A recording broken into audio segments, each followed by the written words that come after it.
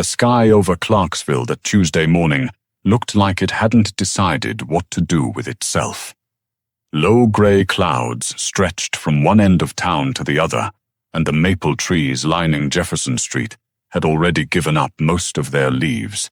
They lay in wet, dark clusters along the curb, the kind of morning that doesn't ask permission before it settles into your bones. Nora Calloway sat in the middle chair of 3, inside Gerald Whitmore's second-floor office on Commerce Street. The room smelled like old wood and burnt coffee, and something faintly floral that didn't belong. Derek sat to her left, one ankle crossed over his knee, jacket pressed. Pamela sat to her right, scrolling her phone until Whitmore cleared his throat. Nobody had spoken more than 12 words since they arrived. Raymond Calloway had been gone 6 weeks. He went the way people always said he lived, quietly, without making a fuss, in his sleep on a Thursday night in late September. The kind of death that feels like a door closing softly rather than slamming. Whitmore read the will in a flat, careful voice.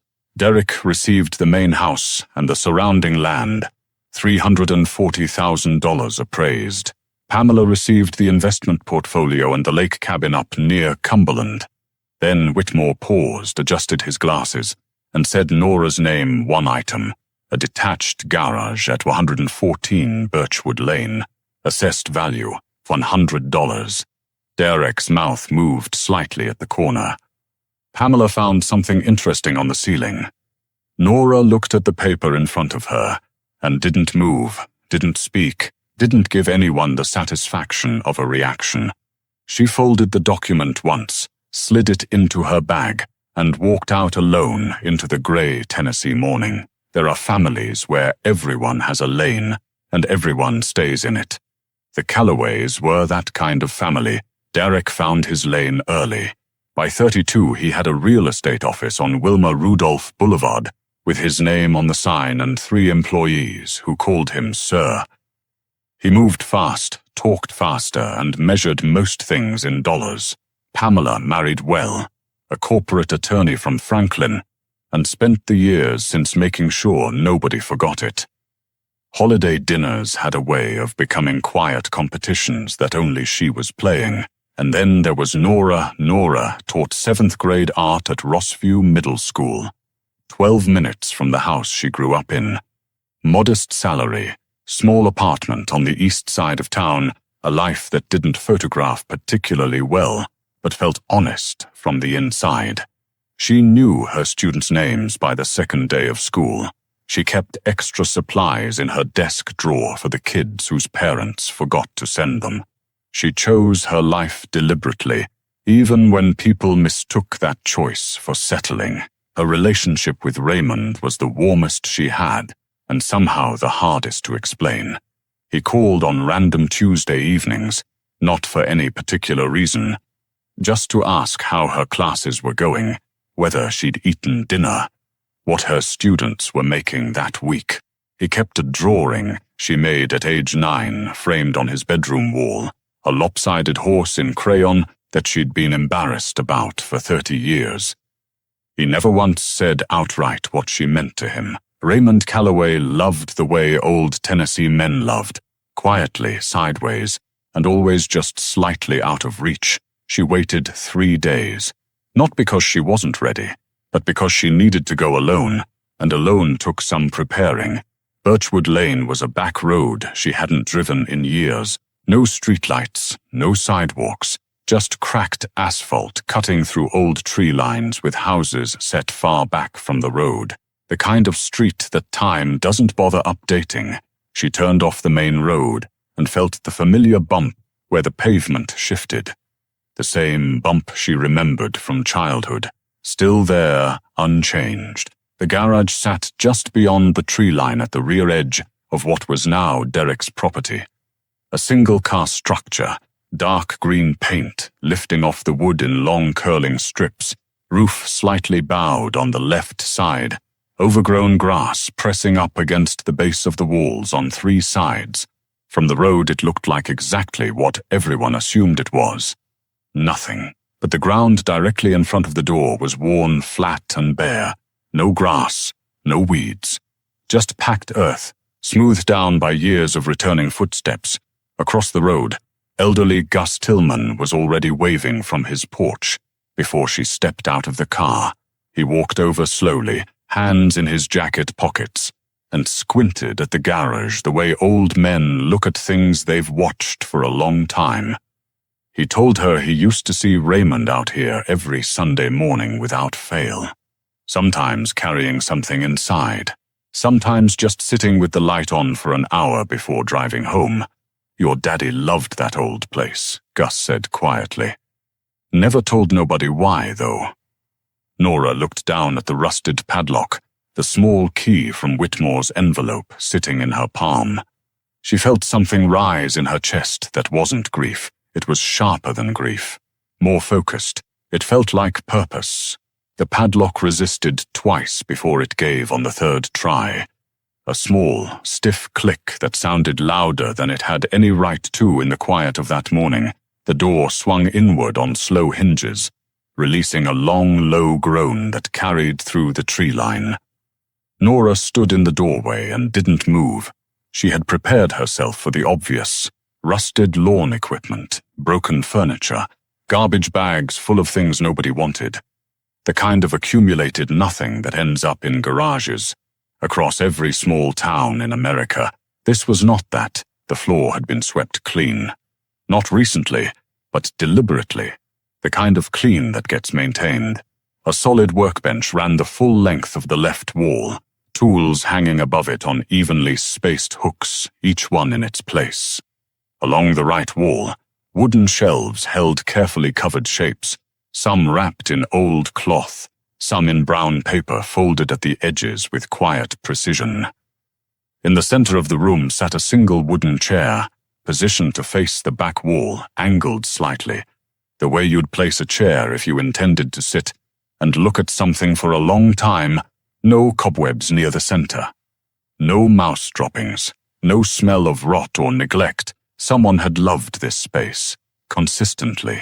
For years, Nora pulled out her phone for the flashlight and stepped deeper inside. The air carried a faint smell she recognized distantly, linseed oil and cedar. Without immediately knowing why it felt familiar, she reached the nearest shelf and pulled the cloth back slowly.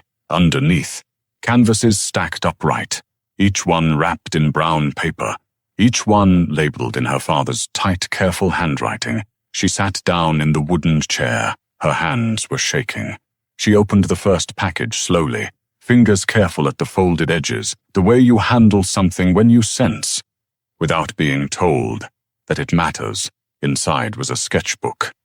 Thick pages, spiral-bound, the cover soft with age. She turned to the first page and stopped. Detailed pencil drawings, hands, trees, faces, street corners, rendered with the kind of precision that doesn't come from casual interest. This was someone who had trained his eye deliberately, someone who spent serious hours teaching his hand to follow what he saw. There were more sketchbooks. Then journals, a full row, spines labeled by year in her father's tight handwriting. The earliest dated back to 1974. Raymond Calloway would have been 22 years old. A small envelope held photographs. Black and white, edges soft with handling. A young man laughing in front of a large canvas, paint on his forearms. The same man standing in what looked like a New York City loft. High windows, bare floors, canvases stacked behind him. She turned one over, written in faded ink, Ray, Manhattan, March 1976. She had never seen this person before. Not once had her father mentioned New York or painting, or any life that existed before Clarksville. The journals told the story quietly. Raymond had shown work at a small Lower East Side gallery in 1976. People who knew things told him to keep going. Then his father called him home to run the hardware business, and Raymond obeyed. He moved everything into this garage instead, and kept painting alone every Sunday morning for 4 decades. Near the final journal, 8 months before his death, one entry stopped her cold. I've decided. Nora will understand it. She always understood the quiet things. Most of what Raymond left behind was his own, canvases stacked in careful order, each one personal, each one painted by a man who never stopped loving something he was forced to leave behind. Nora moved through them slowly, one by one, giving each its moment. Then she reached the back corner. Something was stored differently here. Not stacked with the others, but leaned deliberately against the wall, standing alone. The wrapping wasn't brown paper. It was old linen cloth, cream-colored and soft, tied at 3 points with leather cord that had darkened with age. It was larger than the other canvases, noticeably heavier when she carefully tilted it forward. She untied the cord slowly, fingers working each knot without rushing. The linen fell away. The painting inside was nothing like her father's work. Where Raymond painted with warmth and intimacy, this was something older and graver. Rich, layered oil paint built up with technical complexity she immediately recognized as beyond amateur hands. A dramatic pastoral landscape, dark sky pressing down over open fields, light breaking through in one precise shaft that drew the eye without asking permission. The canvas edges carried the specific texture of genuine age. Small cracks running through the surface in patterns that couldn't be faked.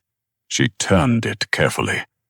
On the wooden stretcher bar at the back, written in faded but deliberate ink, "For Nora, when the time is right."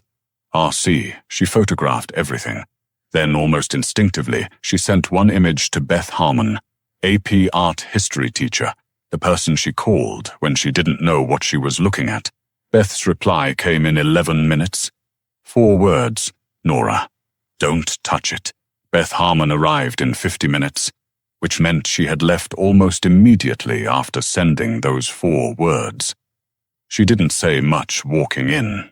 She looked at Nora once, then turned her full attention to the painting, leaned against the back wall. She crouched down in front of it, hands on her knees, and went very still in the way people do when they need to think clearly and want nothing interrupting the process. She examined the brushwork first, moving her gaze slowly across the surface without touching. Then the cracking patterns, then the canvas weave, photographed carefully from the side. She documented the stretcher bar inscription from multiple angles. She worked quietly for nearly 20 minutes. Then she stood and exhaled slowly. The compositional structure and technique, she told Nora, were consistent with American Romantic painting, mid to late 1800s. The palette, the dramatic light, the way atmosphere was built into the landscape, rather than applied over it. Then she said a name carefully, the way you say something when you're not sure you should be saying it yet. Thomas Hewitt Cole. Hudson River School. Historically significant, lesser known than his contemporaries. His later works had scattered after his estate was badly mishandled in 1911. Several pieces had never been recovered. Beth needed to call someone at Vanderbilt's art history department. Tonight, neither spoke after that. They stood in the small garage, while late afternoon light fell through the open door, and the weight of something neither could fully name settled quietly around them both. Dr. Patricia Wynne arrived on a Thursday morning, driving a grey Volvo sedan, which she parked with quiet precision at the end of Birchwood Lane. She was smaller than Nora expected, early 60s, silver hair pulled back, reading glasses hanging from her collar. She shook Nora's hand once, firmly, then asked to see the painting without small talk. She carried 2 cases from her trunk that Nora didn't offer to help with, sensing somehow that Dr. Wynne preferred it that way. The equipment came out methodically. UV lamps, a digital microscope connected to a small laptop, pigment analysis tools Nora couldn't name. She set everything up with the focused efficiency of someone who had done this hundreds of times and still treated each instance like it deserved full attention. She worked for 2 hours. Nora sat outside on the hood of her car, Too restless to stand, too nervous to watch, she listened to birds in the tree line and stared at the road and tried not to build the moment into something it might not become. Dr. Wynne emerged at 11:40. She removed her glasses, looked at Nora carefully, and spoke in measured sentences, cannas of dating, pigment composition, stylistic evidence, all consistent with mid to late 19th century American oil painting. Provenance would require verification through proper channels, databases, historical records. Nothing conclusive yet. Then she paused before getting into her car. Mrs. Calloway, I've been doing this 30 years. I don't get excited easily. Do not let anyone near this painting until I call you back. She called back in 48 hours. Dr. Wynne returned Saturday morning, this time with 2 others. She introduced them briefly.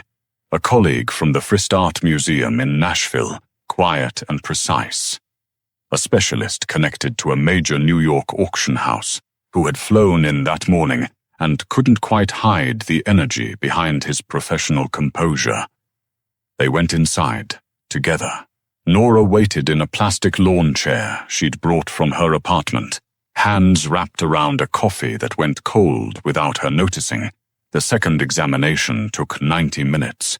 When they emerged, Dr. Wynne walked directly to Nora and sat down in the spare chair beside her. The conclusion, she explained carefully, was that the painting was almost certainly an original Thomas Hewitt Cole, consistent with 3 works listed as missing from his estate inventory since 1911.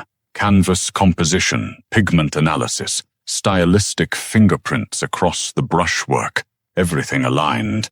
The provenance documentation would need formal processing, but the evidence was compelling. Conservative auction estimate, $1.4 million to $2.2 million. The New York specialist added quietly that with proper documentation and the right house, the number could move higher. Nora didn't respond immediately. She looked down Birchwood Lane toward the old house, Derek's house now, and stayed there for a long moment. She was thinking about her father, sitting in that wooden chair every Sunday morning, alone in this garage, looking at this painting, knowing exactly what it was, never selling it, never telling anyone, just waiting, choosing carefully. Choosing her, Nora didn't tell anyone. She didn't need to. 4 days after Dr. Wynne's visit, Derek called. Casual, unhurried, the way he sounded when he wanted something but hadn't decided how to ask yet. He asked how she was holding up, asked if she needed any help clearing out that old garage, said he knew a guy who hauled junk, no charge, happy to arrange it. Nora told him she was managing fine, and ended the call in under 3 minutes. Pamela called the following morning. Less casual, she suggested, in the careful tone of someone who had rehearsed, that the garage contents probably should have been formally inventoried as part of the estate process. That it seemed like an oversight worth correcting. Nora said she'd keep that in mind. On day 6, a letter arrived from Derek's attorney. Formal letterhead, precise language, arguing that any items of significant value discovered within estate property boundaries should be subject to redistribution review under Tennessee probate guidelines. Nora sat at her kitchen table and read it 3 times. Then she opened her laptop and searched for an estate attorney in Nashville. Something had shifted in her that she couldn't fully articulate, and didn't particularly need to. The woman who had folded that document quietly in Whitmore's office and walked out without a word. She was gone. Whatever her father had locked inside that garage hadn't just been a painting. It had been a message. Specific, deliberate, chosen. She was done shrinking to make other people comfortable. She read every entry, front to back, journal by journal, in the order Raymond had written them across 5 decades. Some nights, she sat at her kitchen table until past midnight, the house quiet around her, working through his careful handwriting 1 page at a time. The final answer came in a journal from 2019. Raymond wrote that he had found the painting in 1987, an estate sale in Knoxville, an elderly art dealer who had acquired it decades earlier without fully understanding what he possessed. Raymond had paid quietly, without drawing attention. Afterward, he located a retired curator he trusted, a man named Gerald Foss from Chattanooga, who examined it privately and confirmed what Raymond already suspected. He never sold it, never told anyone. He wrote that he had considered dividing everything equally among his children. He had sat with that option for a long time, but he knew Derek would liquidate it within the week. Another transaction, another number on a balance sheet. He knew Pamela would display it as evidence of a status she felt she deserved. Then he wrote the lines that made Nora set the journal down and press both hands flat against the table. Nora is the only one who ever sat still long enough to really look at something. She is the only one who will understand what this meant to me, not the money, but the keeping of it. The loving of a thing for what it is. He didn't choose her because there was no one else. He chose her first, deliberately, with complete clarity. That was the part that broke her open completely. James Coulter was a Nashville estate attorney who spoke slowly and billed precisely, and within 48 hours of reviewing Raymond's will, he had a clear answer.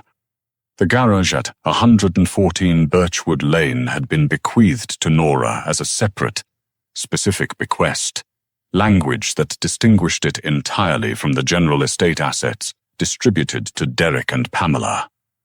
Under Tennessee probate law, Derek's redistribution argument had no legitimate foundation. The contents belonged to Nora completely, as written, as intended.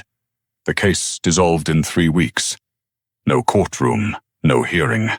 Just paperwork meeting a wall and stopping there. Derek stopped calling. Pamela sent one final text on a Wednesday afternoon, "I hope you're happy." And Nora read it twice, set her phone face down on the kitchen counter, and put the kettle on. The painting was transported to Nashville the following week under professional care. Climate-controlled, fully insured, handled by people who understood exactly what they were carrying. Provenance documentation began moving through the proper channels. Pre-auction preparation was underway. On Monday morning, Nora drove to Rossview Middle School and stood in front of her 7th grade class and talked about color and light and why certain paintings make people feel things they can't explain. Her students noticed something different about her that day, though none of them could have named it precisely. She seemed quieter somehow, more settled, like a person who had spent a long time standing on uncertain ground and had finally, after everything, found solid footing beneath her feet. The room was full of people Nora didn't know. She stood near the back in a blue dress, arms loose at her sides, watching strangers in good suits study a catalogue that had her father's secret listed on page 11. Beth stood beside her, close enough that their shoulders nearly touched. The auctioneer moved efficiently through the evening.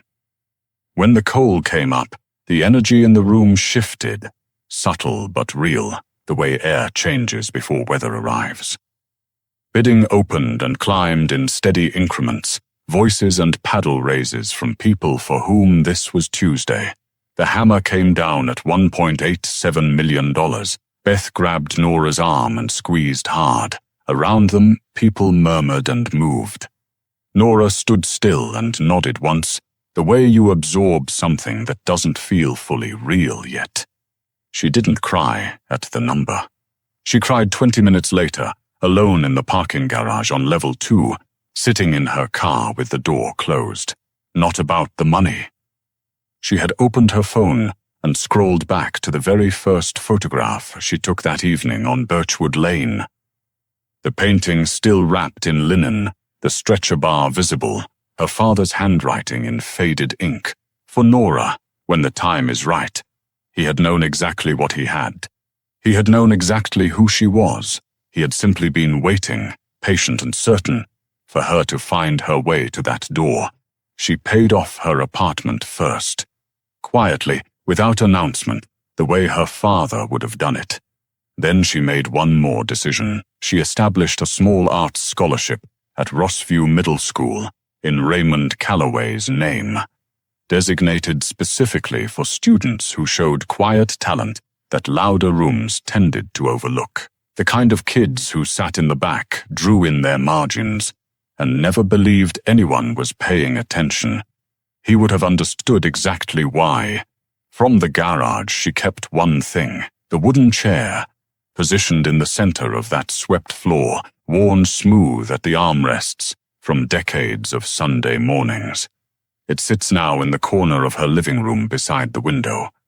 She hasn't moved it. Some mornings she drinks her coffee sitting in it, watching the light change, and doesn't feel the need to explain that to anyone. The garage on Birchwood Lane stands empty now, shelves bare, door unlocked, holding no evidence of what it once contained. But this story was never really about the painting. It was about what a parent can leave a child that no attorney reads aloud and no number captures. Not property, not money, but the permanent, undeniable knowledge that they saw you clearly, that they chose you deliberately, that they always believed you were the one who would understand. Raymond Calloway knew his daughter. He just ran out of time to say it out loud.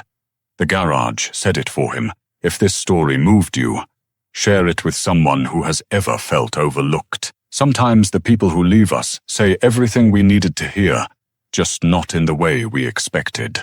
Subscribe for more stories like Nora's, real, emotional, and worth your time. And drop one word in the comments that describes Raymond Calloway. We'll read every single one.